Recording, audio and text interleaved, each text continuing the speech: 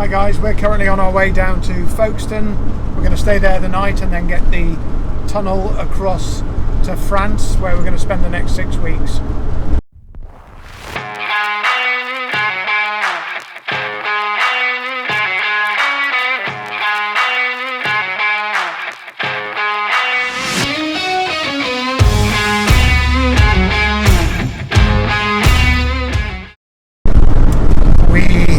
Left a very sunny Yorkshire this morning.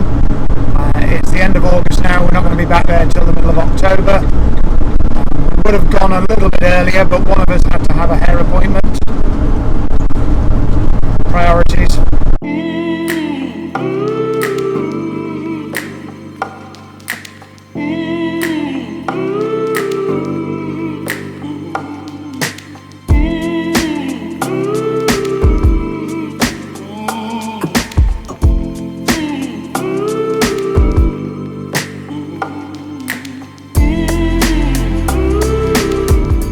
Well, good morning.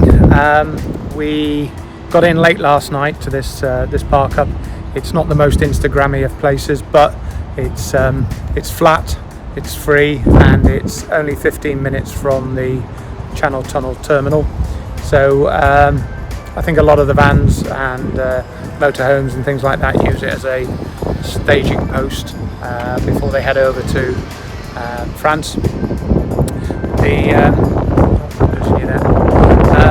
So there's been a few vans coming and going throughout the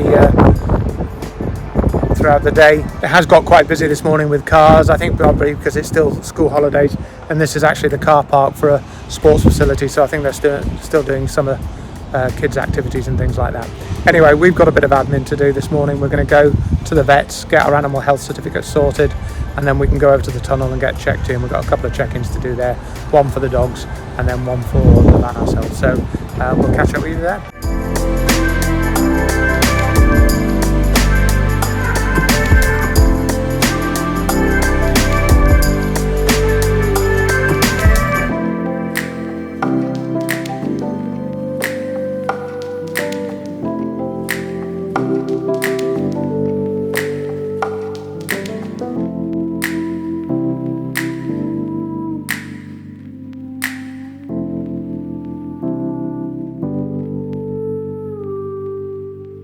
Well, good morning. We got our first morning in France. We had a bit of a sort of heavy day yesterday with getting the dogs through the vets to get their animal health certificate sorted, and Diane will tell you a little bit about how that went. Incredibly slick. We then had to get to the tunnel, a little bit of a delay there, only about sort of 45 minutes or something like that, but eventually we got going. Pulled in at an Aldi, got a few supplies, and found a petrol station, and we timed it just right. The French government have just introduced a 30-cent rebate or reduction on fuel prices. So the diesel was about £1.54 a litre, which is significantly cheaper than the UK, but I think that discount is just in place for a month, maybe two if we're lucky, so we'll see how that goes. But it was nice to time it just right on that. We've got the most spectacular abbey. It's an old Cistercian abbey. I think, doing a bit of reading on it this morning, built in 1132 and then restored in 1971, and that restoration finished in 2017. So as I said, Diane's going to quickly give us a heads up on the animal health certificate. We arrived in Folkstone for 10 o'clock, which is when they opened to go and collect it, and we were in and out within 2 minutes. She came out, scanned both the dogs, had our paperwork ready. We just had to sign 2 forms, put in an envelope, and that was us, and we were off. So it cost us £89 for the first dog and then £30 for the second dog, so £129 in total. And then the only other process we had to go through when we got to the tunnel check-in was, because we had dogs with us, we had to go to a separate...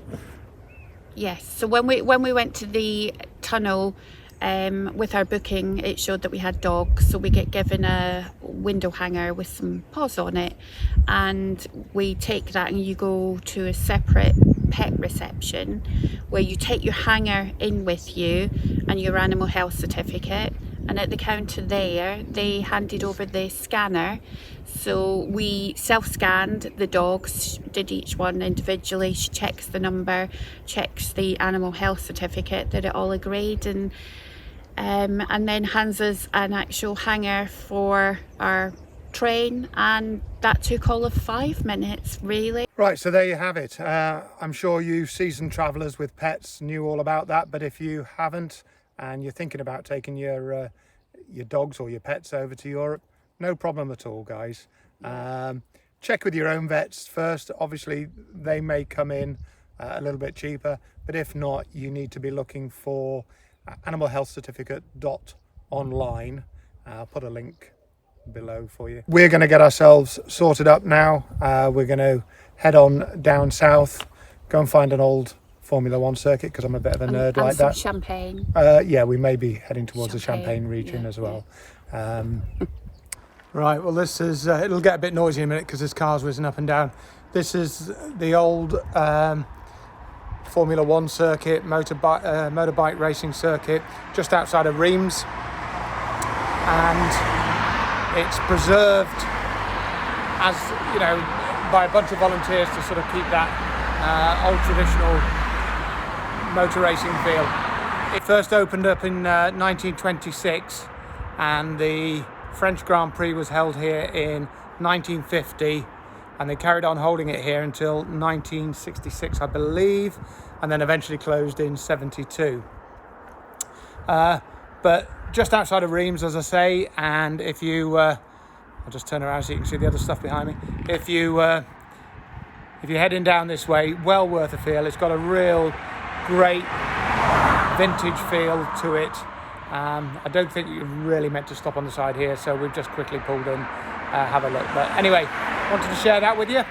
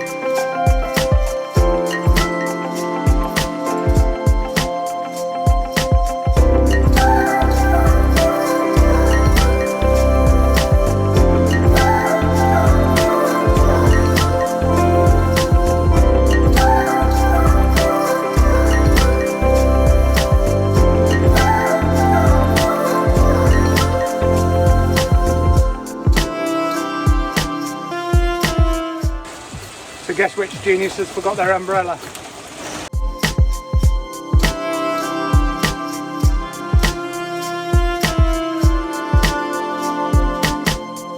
Right, good afternoon guys. Well, yesterday after we left the racetrack, the old Formula One racetrack at Reims, we detoured off and found ourselves in the vineyards of Champagne. Quite by accident, but it was great to drive through there, watching all the harvest in full flow, and we just took a gentle drive all the way down to the bottom end of the Champagne region, where we found a little air in a village for the night. And then this morning we were on our way quite early, long drive south. We've been driving for about 5.5-6 hours. We are now in the Jura mountains, which sort of very subalpine but very high mountains, and they border the Swiss. So unless anything exciting happens this evening, we'll see you in the morning. Good morning. It's a very early start. We've still got about half an hour before the sun gets up and over, but we've got about an hour and a half's drive to do the first thing this morning. We want to get down and into Annecy, but we want to get into the town and explore around that. And because we've got the van and the whole parking thing, and it's a Sunday and it's due to be a very warm day, we not 100% sure that it's not going to be sort of a bit rammed. So we thought easiest way, get up early, get the mileage done, and get in there. So Just trying to get the rest of the van alive at the moment, so loads of coffee on, and then we'll be on our way.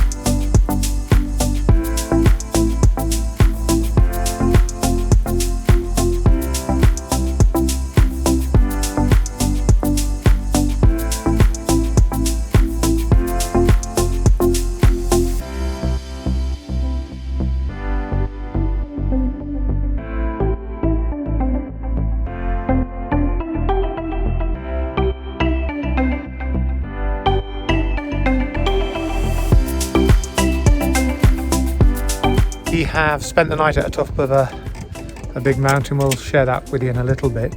Yesterday we left our park up in the Jura mountains and drove to Annecy, as we said. And Annecy is a beautiful old French town. The lake is spectacular. The colour is unbelievable, really, really turquoise. We'll just hold on whilst there's a van driving past us here. But it was frighteningly busy, wasn't it? So we arrived early, which was probably one of the best decisions that we made, especially with having the dogs. It started to get really busy around about 11 o'clock, and we had to really leave maybe about midday because of the crowds. It was just too much trying to walk through with the dogs. Yeah, it was getting stressful. Gorgeous place to see, though. Mm-hmm. So yeah, we got a feel for it. Really enjoyed what we saw, but it was time for us to get out of there, and we quite literally headed for the hills. So we've come up to this amazing place. Sorry, we got some little flies. Beasties all over us. Yeah, we've come up to a place called Semnoz. Which is at the top of a fantastic mountain. It's a little French ski resort. Just amazing. I just still can't believe we've got a free park up here with the views that we've got. They shared it with about 8 vans last night, but there's loads of space. It's very clean. Everybody's very respectful, and the views, well, just jaw-dropping views. And Mont Blanc came out of the clouds last night, which was brilliant. We just sat and had a beer and watched Mont Blanc. Yeah, I think every van that was here, all of their chairs were out and they were all facing the mountain. So, sorry, we've got these flies again here. So anyway, today's plan, we're going to drop back down the mountain, go around the southern end of Lake Annecy. If we can find somewhere, then there may be a bit of time for stopping for a quick dip. And after that, we're going to go to Albertville. We've got some supplies to get, and we're going to work our way up to Chamonix. Yep, head round to Chamonix. So anyway, we're going to end this video here, and we will pick up on the next one when we get round to Chamonix and moving on through into Switzerland. So stick around, and we'll see you on the next one.